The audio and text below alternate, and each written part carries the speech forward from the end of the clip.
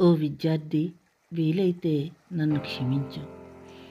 నా చేతకానితనం నిన్ను తెలివి తక్కువవానిగా లోకానికి పరిచయం చేసింది. నీ లేత మనసుని అర్థం చేసుకోలేని నా అసమర్థతని వీలైతే క్షమించు. నీలో అప్పుడే వికసిస్తున్న సుమ పరిమళాలు వెదజల్లే జ్ఞాన కుసుమాన్ని సంరక్షణ చేయలేని నా అశ్రద్ధని వీలైతే నన్ను క్షమించు.